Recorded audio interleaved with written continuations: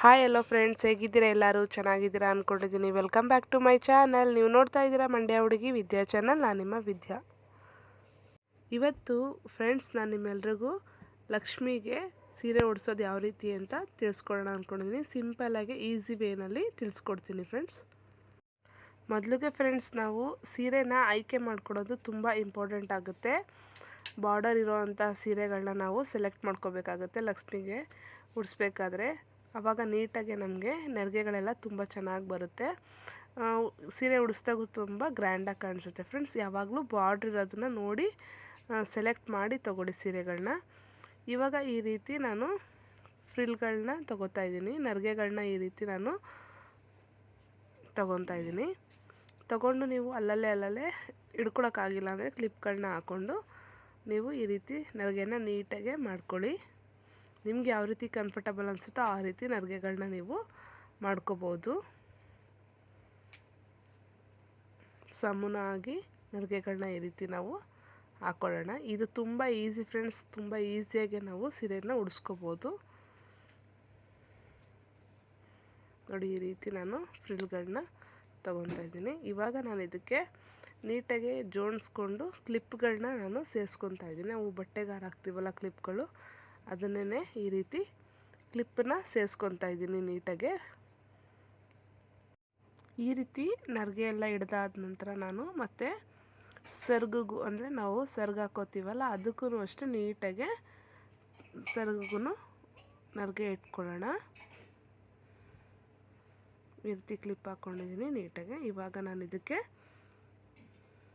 ಪಲ್ಲುನಲ್ಲಿ fold ಮಾಡ್ಕೊತಾ ಇದ್ದೀನಿ friends. ಇದು ಸೆರ್ಗಿಗೆ.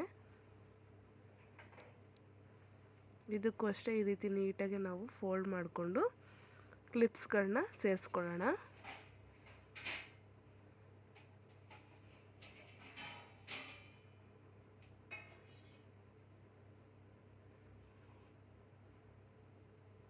ನೋಡಿದ್ರೆ ಈ ರೀತಿ ನೀಟಾಗಿ ನಾವು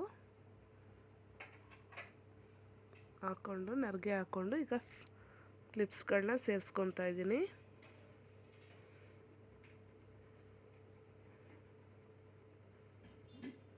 ಈ ರೀತಿ ಕ್ಲಿಪ್ ಹಾಕೋದ್ರಿಂದ ಫ್ರೆಂಡ್ಸ್ ನಮಗೆ ಈಗ ಮತ್ತೆ ನೆರಿಗೆ ಎಲ್ಲ ಹಾಕುವಾಗ ನಮಗೆ ರಿಮೂವ್ ಮಾಡೋದಕ್ಕೂ ಚೆನ್ನಾಗಿ ಈಸಿ ಅನಿಸುತ್ತೆ. ಬಟ್ಟೆ ಪಿನ್ ಎಲ್ಲ ಹಾಕಿದ್ರೆ ಸ್ವಲ್ಪ ಸೀರೆಗಳೆಲ್ಲ ತೂತಾಗುತ್ತೆ ಮತ್ತು ತೆಗೆಯೋದಕ್ಕೂ ಎಲ್ಲ ನಮಗೆ ಹಿಂಸೆ ಆಗುತ್ತೆ. ಈ ರೀತಿ ನಾವು ಬಟ್ಟೆ ಹಾರಾಕೋ ಕ್ಲಿಪ್ಪಲ್ಲೇ ನಾವು ಈ ರೀತಿ ಹಾಕ್ಕೊಂಡ್ರೆ ಈಸಿವೇ. ಎಲ್ಲದಕ್ಕೂ ನಮಗೆ ಸೀರೆನ ನೆರಿಗೆ ಹಾಕಬೇಕಾದ್ರೂ ಕ್ಲಿಪ್ ಹಾಕ್ಕೊಳ್ಳೋಕೆ ಈಸಿ ಆಗುತ್ತೆ. ಮತ್ತು ನಾವು ಸೀರೆ ಉಡಿಸ್ಬೇಕಾದ್ರೆ ಅದನ್ನು ರಿಮೂವ್ ಮಾಡೋದಕ್ಕೂ ಈಸಿ ಆಗುತ್ತೆ. ಹಾಗಾಗಿ ಈ ರೀತಿ ನಾನು ಬಟ್ಟೆ ಕ್ಲಿಪ್ಪನ್ನು ಯೂಸ್ ಮಾಡಿಕೊಂಡು ಪಿನ್ ಮಾಡಿ ಇಟ್ಕೊಂಡಿದ್ದೀನಿ. ಇವಾಗ ನಾನು ಬಿಂದಿಗೆನ ರೆಡಿ ಮಾಡ್ಕೊತಾ ಇದ್ದೀನಿ ಫ್ರೆಂಡ್ಸ್. ಇದು ಕಳ್ಸೋಕ್ಕೆ ನೀವು ಯಾವ ಬಿನ್ಗೆ ಇಡ್ತೀರೋ ಆ ಬಿನ್ಗೆ, ಕಂಚಿಂದು ಯಾವ ಬಿನ್ಗೆ ಇಡ್ತೀರೋ ಆ ಬಿನ್ಗೆಗೆ ನೀವು ಈ ರೀತಿ ಕೋಲನ್ನು ಕಟ್ಕೋಬೇಕಾಗುತ್ತೆ. ನಂತರ ಅದಕ್ಕೆ ಕೆಳಗಡೆಗೆ ಕೂರೋವಂತಹ ಅದ್ರ ಕೆಳಗಡೆ ಗ್ರಿಪ್ಪಿಗೆ ಸಿಗೋವಂಥ ಒಂದು ಸ್ಟೀಲ್ ಸ್ಟೀಲ್ ಬಾಕ್ಸು ಅಥವಾ ನಿಮ್ಮನೇಲಿ ಏನು ಕಂಟೈನರ್ಗಳಿರುತ್ತೋ ಅದನ್ನು ನೋಡಿಕೊಂಡು ಮೆಜರ್ ಮಾಡಿಕೊಂಡು ನೀವು ಅದಕ್ಕೆ ಬಿಂದಿಗೆನ ಕೂರಿಸ್ಕೊಳ್ಳಿ. ಈ ರೀತಿ ನೋಡಿ ಕೂರಿಸ್ಕೊಂಡಿದ್ದೀನಿ. ನಿಮ್ಮ ಮನೇಲಿ ಯಾವ ರೀತಿ ಕಂಟೈನರ್ಗಳಿರುತ್ತೋ ಆ ರೀತಿ ನೋಡಿಕೊಂಡು ನೀವು ಈ ರೀತಿ ಫಿಕ್ಸ್ ಮಾಡ್ಕೊಳ್ಳಿ. ಇವಾಗ ನಾನು ಏನು ಸೀರೆ ತೊಗೊಂಡಿದ್ದೀನಲ್ಲ, ಫೋಲ್ಡ್ ಮಾಡಿದ್ದೀನಲ್ವ, ಅದನ್ನು ಸೆಂಟರ್ಗೆ ನೋಡಿ ಈ ರೀತಿ ನಮಗೆ ಎಷ್ಟು ಉದ್ದ ಬೇಕು ಫಸ್ಟೇ ಮೆಜರ್ ಮಾಡ್ಕೋಬೇಕು. ಈ ರೀತಿ ಸೆರ್ಗಿಗೆ ನಮಗೆ ಎಷ್ಟು ಬೇಕು ಅಂತೇಳಿ ಒಂದು ಅಂದಾಜು ಮೇಲೆ ಈ ರೀತಿ ನಾನು ತೋರಿಸ್ತಾ ಇದ್ದೀನಿ. ಸುತ್ತ ಒಂದು ರೌಂಡ್ ಬಂದರೆ ನಮಗೆ ಎಷ್ಟು ಬಿಟ್ಕೋಬೇಕು ಅಂತ ನೀಟಾಗೆ ಗೊತ್ತಾಗುತ್ತೆ.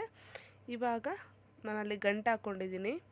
ಮಧ್ಯಕ್ಕೆ ಇಟ್ಕೊಂಡು ಬಿಂದಿಗೆಗೆ ನಾನು ಅದು ಸೆರ್ಗನ್ನ ಇದ್ರ ಥರ ನಾವು ಫ್ರಿಲ್ ಹಿಡ್ದಿರ್ತೀವಲ್ವ ನೆರಿಗೆನ, ಆ ನೆರಿಗೆನ ಗಂಟು ಹಾಕ್ಕೊಂಡಿದ್ದೀನಿ.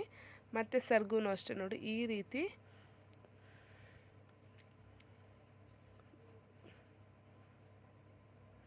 ನಾವು ಸುತ್ಕೊತಾ ಇದ್ದೀವಿ.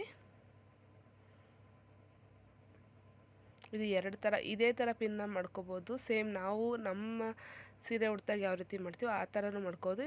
ಇಲ್ಲಾಂದರೆ ನೋಡಿ ಹಿಂದೆಗಡೆಯಿಂದ ಸೆರಗು ಹೋಗಿ ಈ ರೀತಿ ಮುಂದೆ ಬರುತ್ತೆ. ಈ ರೀತಿ ನೋಡಿ ಈ ರೀತಿ ಮುಂದೆ ಬಂದು ನಮಗೆ ದಾರ ಕಟ್ಕೊಂಡ್ರೆ ಶೇಪ್ ಚೆನ್ನಾಗೇ ಬರುತ್ತೆ. ನೋಡಿ ಈ ರೀತಿ ಅದು ಕಟ್ಟೋವರೆಗೂ ಸ್ವಲ್ಪ ಶೇಪ್ ನೀಟಾಗಿ ಕಾಣಲ್ಲ. ನಾವು ನೀಟಾಗೆ ಒಂದು ದಾರದಲ್ಲಿ ನೀಟಾಗಿ ಕಟ್ಟಿದಾಗ ಶೇಪು ನೀಟಾಗೆ ಚೆನ್ನಾಗಿ ಕಾಣಿಸುತ್ತೆ ಫ್ರೆಂಡ್ಸ್.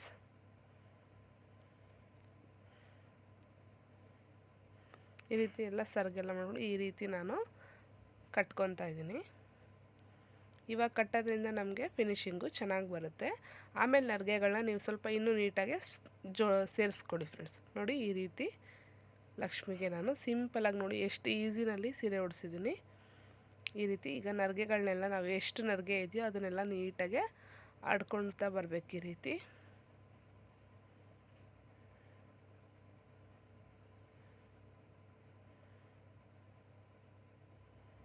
ಈ ರೀತಿ ಹರಡ್ಕೊಂಡು ಬಂದಮೇಲೆ ನೋಡಿ ಸೊಂಟಕ್ಕೆ ಡಾಬ್ ಹಾಕ್ಕೊಂಡಿದ್ದೀವಿ. ಮತ್ತು ಮೇಲ್ಗಡೆ ನಾನು ಕಳಶಕ್ಕೆ ಅಂತ ತೆಂಗಿನಕಾಯಿ, ಸುಮ್ಮನೆ ನಾನು ಏನೂ ಅಲಂಕಾರ ಮಾಡಿಲ್ಲ, ಸೀರೆ ಉಡಿಸೋದಕ್ಕೋಸ್ಕರ ಈಗ ತೋರಿಸಿರೋವಂಥದ್ದು. ಈ ವಿಡಿಯೋ ಇಷ್ಟ ಆಗಿದರೆ ಪ್ಲೀಸ್ ಲೈಕ್ ಮಾಡಿ, ಕಮೆಂಟ್ ಮಾಡಿ, ಶೇರ್ ಮಾಡೋದನ್ನು ಮರಿಬೇಡಿ ಫ್ರೆಂಡ್ಸ್. ಇಷ್ಟೊತ್ತು ನನ್ನ ವಿಡಿಯೋ ನೋಡಿದ್ದಕ್ಕೆ ಥ್ಯಾಂಕ್ ಯು ಸೋ ಮಚ್.